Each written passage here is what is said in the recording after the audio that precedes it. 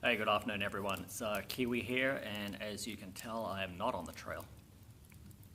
I'm having a literal fireside chat with you from my home here in Georgia.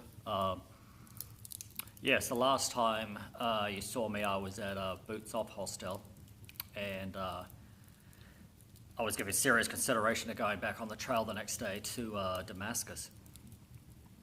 And I'd finally been able to stomach eating a meal, which was breakfast.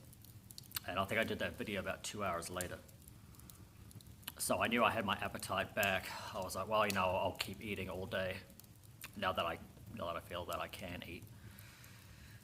And I should bind up my intestines for the travel over the next probably 3 days. So I didn't have a bowel movement that day, and was feeling fairly positive about things. And but then again that night, I was up 3 times doing my impression of a human lawn sprinkler. So yeah, I'm not going on the trail with diarrhea, and the cats are happy to see me home. Yeah, I'm not going on the trail with diarrhea. Certainly not to that degree. I would not. It's not even an option. It's not an option to be getting up 3 to 4 times at night for 10, 20 minutes at a time, trying to get rid of everything out of your body, and with intestines cramping up with just ridiculous amounts of gas. So, because you can't sleep, you're just getting weaker and weaker, which I was. It was noticeable. So I know I made the decision to come home. My wife works during the week, so picking me up on the weekend means I can only go back next weekend. So, but I'm okay with it. It'll get me 100% again. Yeah, I had really positive response from people, about just being smart, looking after your body, being prior military. Yes, we all understand, embrace the suck, but there's a limit, and there's even more of a limit when you're a civilian. So I've been there, done that, and now that I have the choice to make my own decisions, yeah, I'll come off the trail and be smart about it.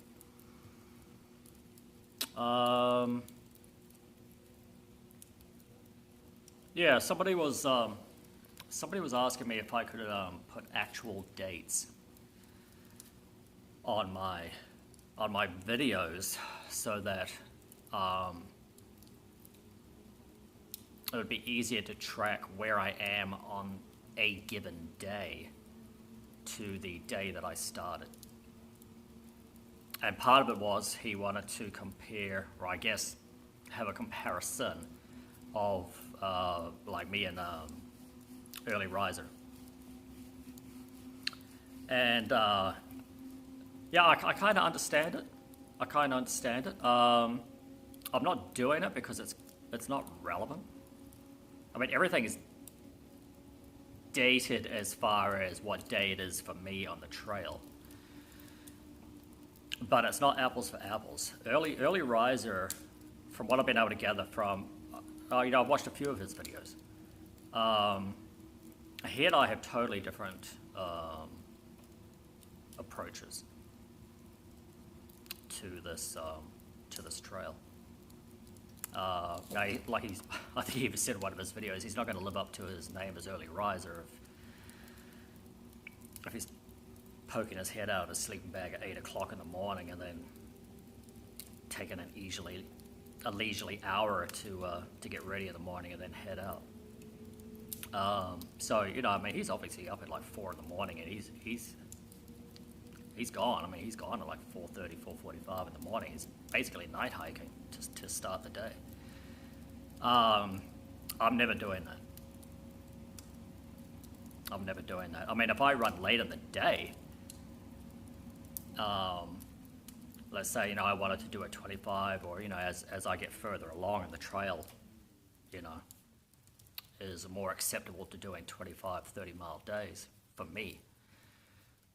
And if I'm running late, yeah, I mean, I'll put my headlamp on and night hike in, for an hour or so. But yeah, I'm not starting the day that early. I don't think he has the leisurely timeline that I do. I don't know the man. He seems like a really cool guy, and we've had some back and forth with comments and whatnot. But yeah, I don't think we have the same timeline to do this. Now, I'm not saying I'm dragging this thing out unnecessarily, but I do not have to get it done in 150 days, or else. It takes what it takes. But yeah, I'm not spending a ton of time in the woods trying to avoid life back at home or anything like that. So it's a balance that I'm happy with. I'm trying to get some interesting footage for my memories, and for my friends and family, and my prosperity on YouTube. Who knows? But that's my priority. And night hiking's not gonna achieve that. So you can be missing the best thing on the trail that day because it's 5 o'clock in the morning and it's dark. So yeah, we have different approaches. So it's not really apples for apples. Yeah, another benefit of being home. Cheers.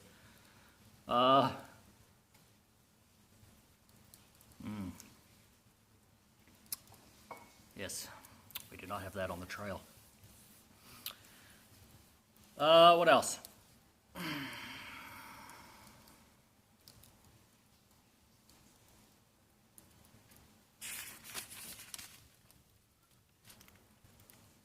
Yeah, the other thing too is that I'm totally okay with taking 0 days. I mean, it's not like I'm going to go out of my way to accumulate these things, but I've taken 0 days for my feet. I've taken a 0 in order to upload video, and because the weather forecast up high from where I was staying was gale force winds and 15 degrees. If I'm on the trail and crap weather happens, I mean, you're on the trail. It is what it is. But if I'm at an accommodation somewhere, and the next day the forecast is atrocious, but the next 5 days after that are awesome. I have the ability to choose. Well, I'll chill at the hostel for another day. Because, like I said, I've embraced the suck, and it's not called suck for nothing.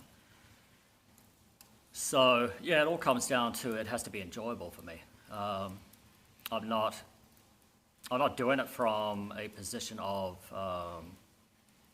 having to prove anything, having to prove myself to myself, or to friends or peers or guys I knew back in the military or whatever. So yeah, I'm totally okay with taking the occasional 0 and actually focusing on enjoying myself a little bit more. Yeah, I met some pretty cool characters at these hostels, like guys working there. Guys at Uncle Johnny's and Boots Off and Gooders. Lonnie at Wolf Creek Hostel, who's the owner, but just a genuinely nice man. If it came down to hanging out another day with people like that, or going out and sleet for one day, I need to have the next 5 days be great. Well, I'll hang out with some nice, interesting people. Part of that too is that because I'm out at this time of year, when I meet nice people, man, I'm more than happy to spend time talking to them. Funnily enough. So yeah, I didn't set out with any parameters of I've got from this time to this time to get this thing done. I have family commitments, I have work commitments. No, I didn't have that. So I wanted to. You know what I think it is? I think I wanted to do it like how my father and I hiked back in New Zealand. We call it tramping, which is an English term. And, I don't think we ever went out tramping for, several to 4 days, whatever. With hey, we're starting here and we have to get here. Because you're on fairly long trails in New Zealand anyway, so you start here and however far along you get is how far along you get. And the way my dad always approached things was that when you come across interesting stuff, stop and appreciate it. And I think I've taken that to heart with this, and I kind of chastise myself a little bit on the trail when I when I start getting my head down and plowing. Because I am mindful of, I really do need, because of the temperatures that I'm in, I really do need to get here. Because at least here I know that I can pitch a tent or have access to a shelter or whatever.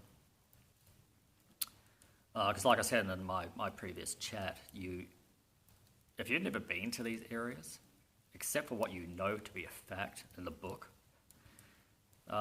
you have no idea whether there's anywhere to put your tent. You just don't know. So it's not like easy breezy temperatures in late spring, early summer. I don't particularly want to be in an exposed position with gale force winds tearing branches out of trees, landing on me. So yeah, it's different. It is different, but I try to maintain that balance. And I want to stop.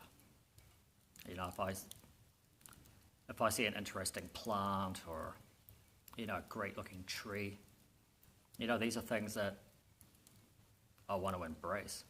It's why I'm out in the wilderness. I'm not out in the wilderness to set an endurance target, because I can just do that on a treadmill back at a gym. And hike your own hike.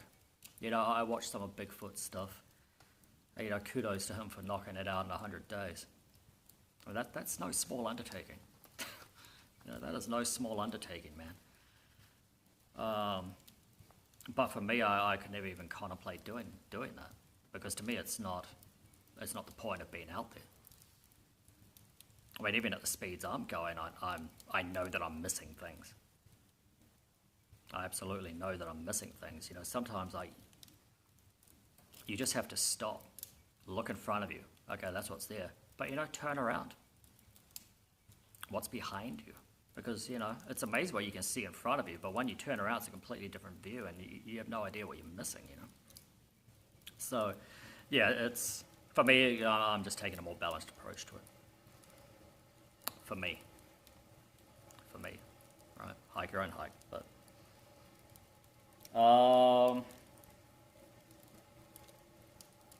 Yeah,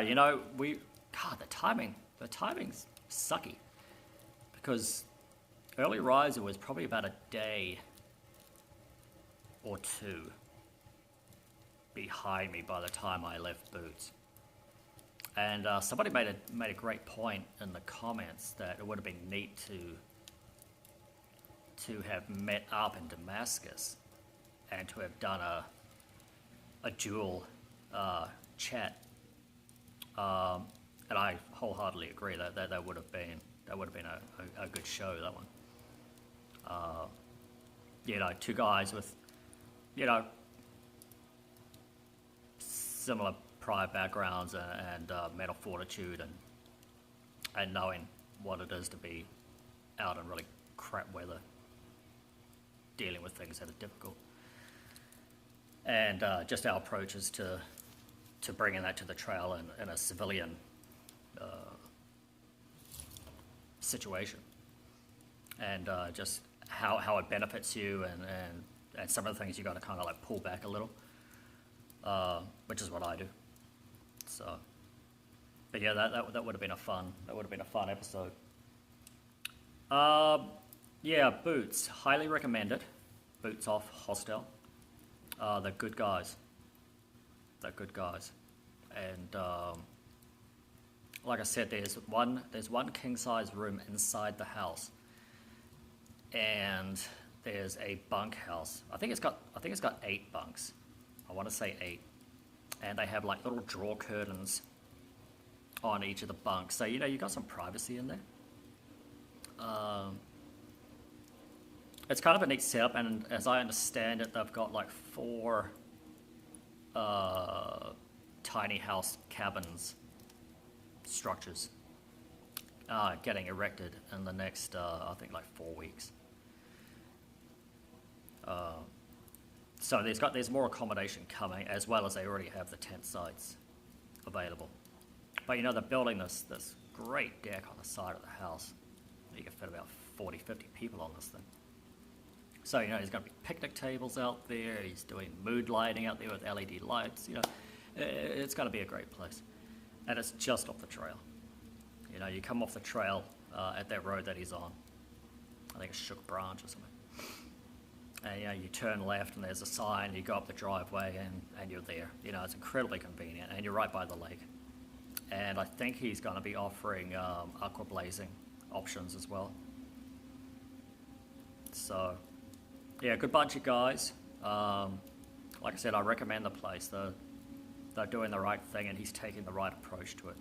When I got there, and you know, he knew I was sick, and straight away, man, he was in that bathroom, making sure that it was tip top, and yeah, it was already 95% tip top.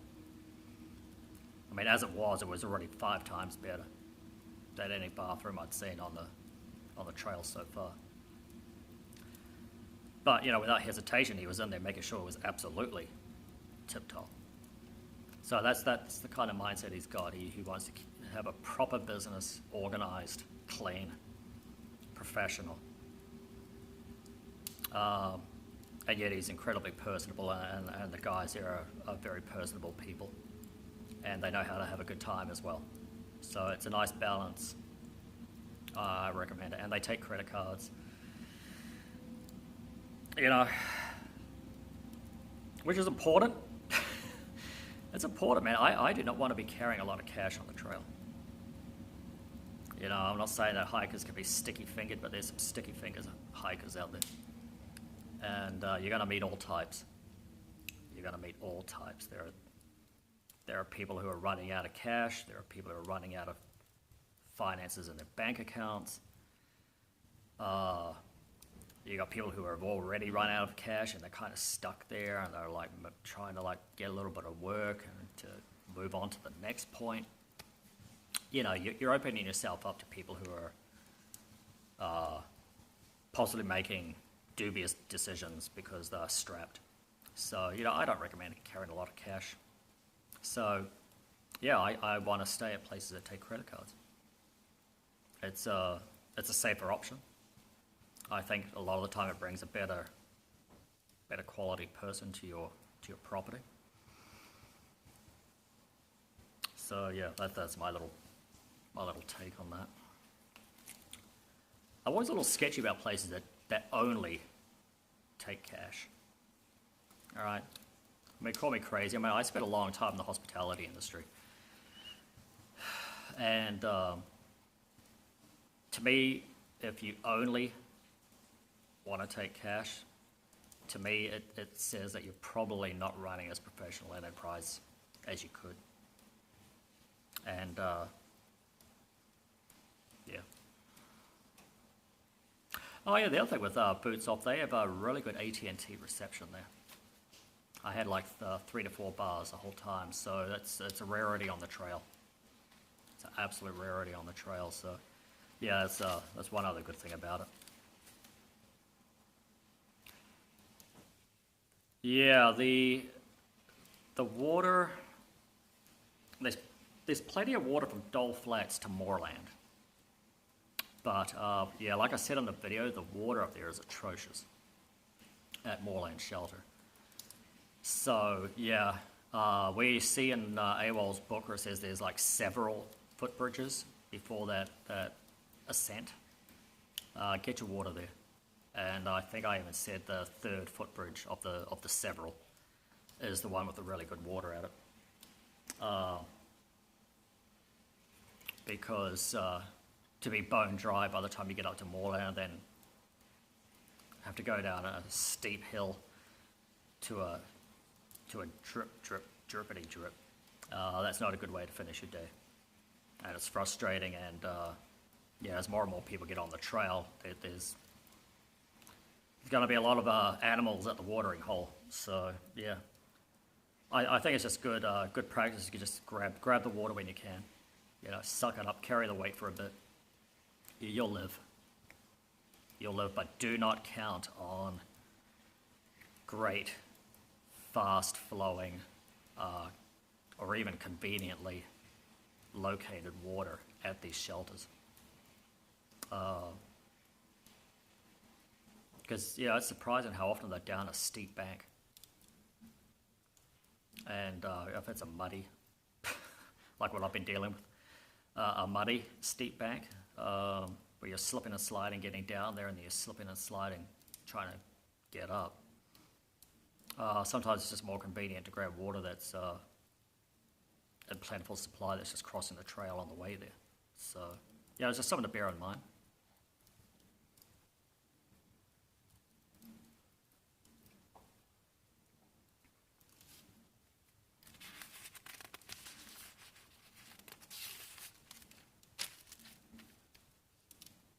Yeah, one of the subscribers to my channel, PG Hackman, has posted an awesome video. It's a post-gear review of his Appalachian Trail section hikes. He did 3 of them over 3 years during the spring. So it's a post-gear review of his section hikes from 1980. And it's fascinating stuff. It's an amazing time capsule of what was available then, and the pack weight that he had, and just the type of gear. And it was awesome for me because I'm old enough that this was a lot of the same gear that my dad and I used back in the day. Everything was canvas, everything was cotton. And just like PG, I think the only woolen thing we had were woolen socks and leather boots, big, thick leather boots. And, but yeah, great video. I highly recommend you. He actually included a link in his comment on I think it was my chat from Boots Off. So yeah, click on that link. Find his comment, click on the link, and it's great stuff. Great stuff. And yeah, like he points out, there's no electronics. You just went out in the woods, man. And you drank from streams and purify anything, And yeah, you always had a can opener. Why? Because you got cans of food in your pack. Yeah, no one had dehydrated anything. You get cans of beef stew or soup or what was another good New Zealand staple? New Zealand corned beef, which if you ever find cans of palm, I think it's palm, P-A-L-M, the big round cans, you'll find them a lot of the times at like Mexican for some reason, supermarkets. Get a can of New Zealand corned beef, it'll change your life. Right, it's not the same as American corned beef, right? It's not the same as Brazilian, which is like, it seems to be the only other option at supermarkets. It's absolute chunkety chunks of New Zealand corned beef. It's not some minced up product that looks like human cat food, and it's nowhere near as salty as Brazilian. But yeah, that's what we ate. A little bit of trail mix. But yeah, different times. Everything weighed a lot. Packs were canvas. Heavy clothes that got wet, got heavy. Rain slicker gear. Like PG says in the scene, it's like wearing a sauna suit. But yeah, great video. PG Hackman. And let's see. So this week, I'm readdressing my food strategy. I need to increase my calories and I need to increase my protein. Because what was happening is in the first few weeks, my body was devouring what I was eating. So I'm eating this many calories. My body's eating this many calories, and the difference was body fat, which is fine. But as the time went on, and maybe the terrain got harder, or I was pushing a little harder, going a little faster, going a little further, the needs of the body were, well, it's not doable for me to tap into body fat. I'm going to start eating lean muscle protein instead as a fuel source. And I started noticing that around like 3 weeks, and it kept increasing. So I lost X amount of body fat, and then that body fat stayed, and then my muscle mass started getting eaten, and I was shrinking, and my legs were getting significantly skinnier. And much to the dismay of my wife, my ass is significantly diminished. True story. But when I got home yesterday, and she saw me undressed for the first time in a while. This is Gatlinburg. Now, you remember Gatlinburg wasn't that long ago. That was like 2 weeks ago, I think, a little over. So the difference in those couple of weeks, she was like, Jesus, like she's never seen me with that little muscle mass. And so it's just a cautionary tale, really, of how fast these things turn around.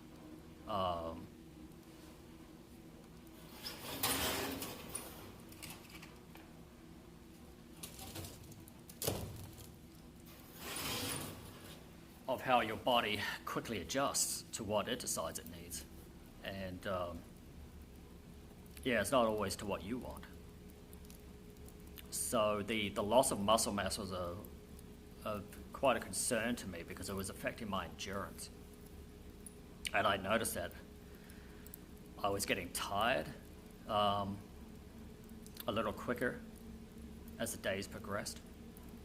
And I could see that my legs were getting thinner, but it wasn't until I got to boots and I was standing in front of a full-length mirror where I could see, my full body front and back, that I was like, wow, that's how much my body's been eaten away.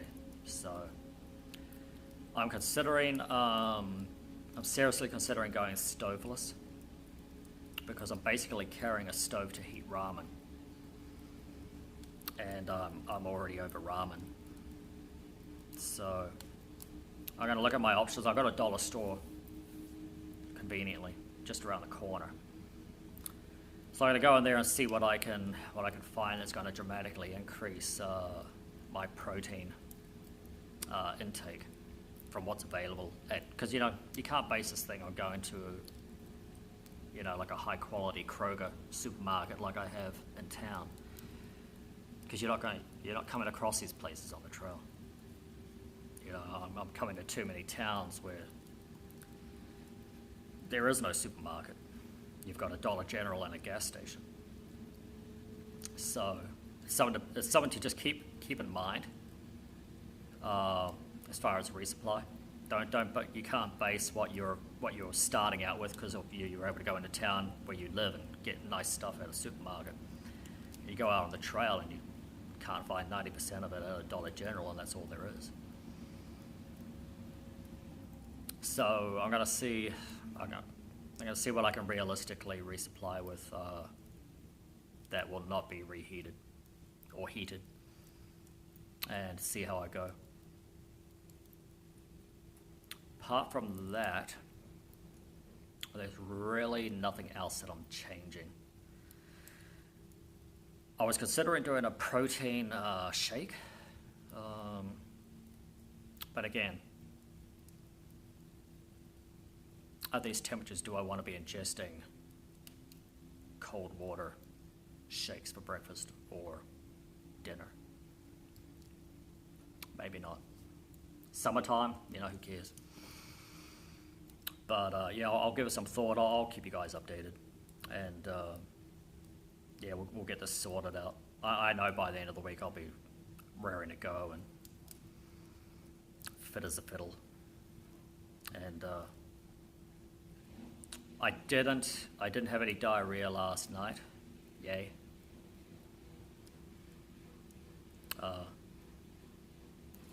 Especially in my fabulous memory foam king-size bed at the house. That would not be a good thing. But I didn't have to get up either. So last night was the first night in 5 nights that I didn't have to get up and be a human lawn sprinkler. And I was able to have bowel movement this morning, and it was only about as thick as my little finger, but it was about a foot and a half long. So things are starting to equalize a little bit there. I've been eating a lot since I got home. Good food.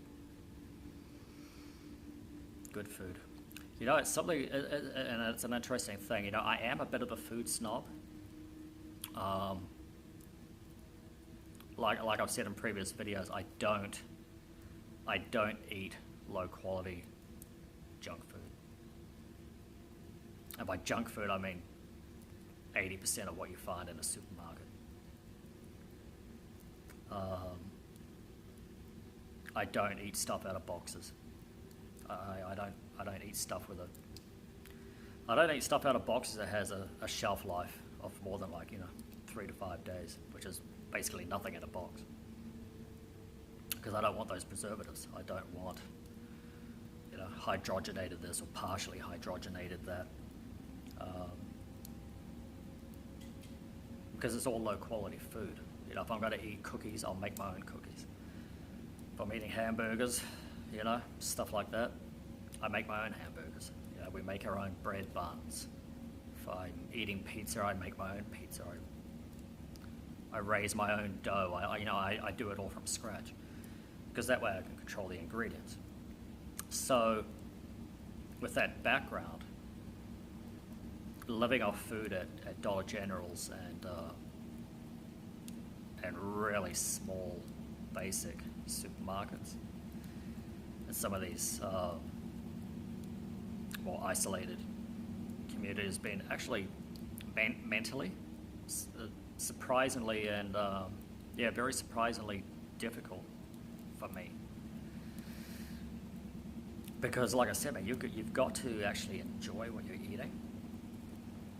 And I was already not enjoying what I'm eating. It's like Pop-Tarts in the beginning, that lasted about 4 days. The ramen, I'm not going to lie, it's nice to have a hot brothy thing in the evening when you get to camp and it's already 25 degrees. But the warmth of what you're eating doesn't, for me, supersede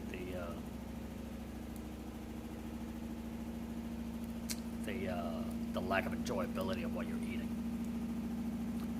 So yeah, I've got some work cut out for me. I've definitely got to add more meat protein, and I've got to definitely add like cheese. I've got to get that fat and the added calories. You have to forgive me, that's the dryer. And yeah, start looking at wraps and stuff like that. I despise protein bars, but I may have to suck it up and get more of those in, as well as some sort of like cereal bar, which is, again, it's my reluctance to eat processed food. So anyway, here I am at home, looking after myself. I still didn't sleep properly last night. It's just, it's still an angry cauldron of gas and everything else, but at least it's not exploding out of me. So I'll be here this week, and I will get back to you guys when I'm on the trail at Watauga Lake, and we'll take it from there. By that point, I should be able to do Damascus in 2 days, I would imagine. And I'll have enough food on me to go past that. And so yeah, there it is. Thanks everyone for watching, and thank you everyone for the kind comments regarding being sick and looking after myself and putting my health first. It's much appreciated, and it's nice to know that people out there care, and that it's not just this, don't be a wuss. Tough it out, poop in the woods 3 times a night, and brace the suck. So yeah, thanks everyone, and I will get back to you at the end of the week. All right, Kiwi out.